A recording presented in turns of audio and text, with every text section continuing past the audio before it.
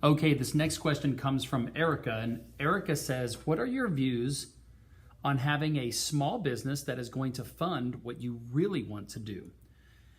Her business description is she owns a cleaning company, but this isn't something that I want to do forever. I want to get my real estate license and buy investment properties that my cleaning and property management company manages.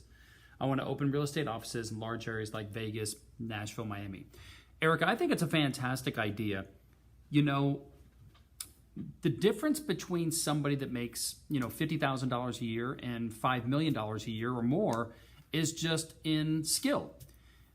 What I like to do is say, take a look at the strengths that you have and your weaknesses and be self-aware of both and try to figure out where we need to develop more strengths. Fortunately, when I built my last company, I had really strong sales skills. I was a big idea guy and visionary type guy. I hated doing the execution. Like, I hate making phone calls, but I love reaching goals. I have the personality type that if I have to do whatever I have to do in order to achieve my goals, I'll do it. And I'll develop the skills in order to do whatever's needed for me to reach those big goals that I have. I think you wouldn't be the first person to start a real estate property investing group and then own a property management group with it. There's lots of people like that in the United States that do that exact same thing. So it's not like it's an off-the-wall idea.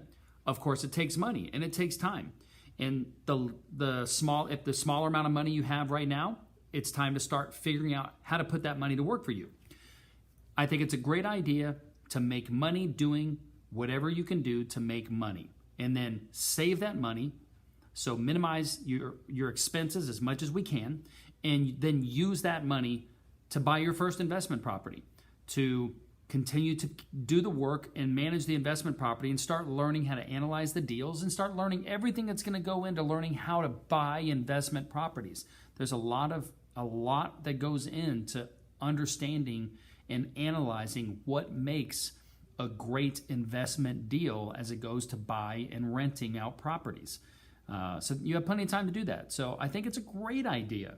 I love the idea of always working and making money, saving that money while having a big goal that we're working towards. I think it's fantastic.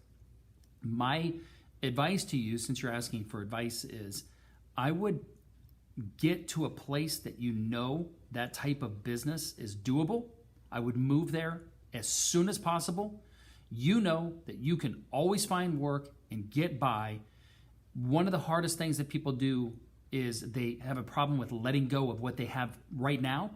And because they want to plan and they want, a lot of times you just go for it. And as a single person without kids, that's what made it easy for me to be nimble and quick. I could just attack every opportunity.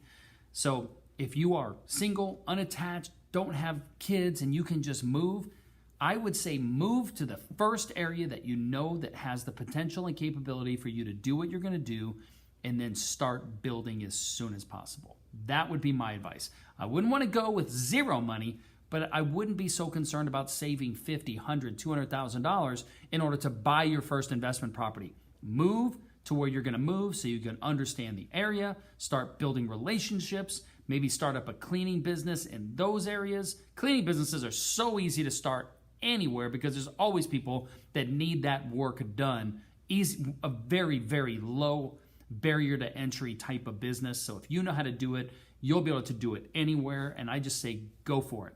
But to answer your question, yes, make money, save that money, and use that money to invest. I think it's a fantastic idea. I'll have some other mentors answer this for you.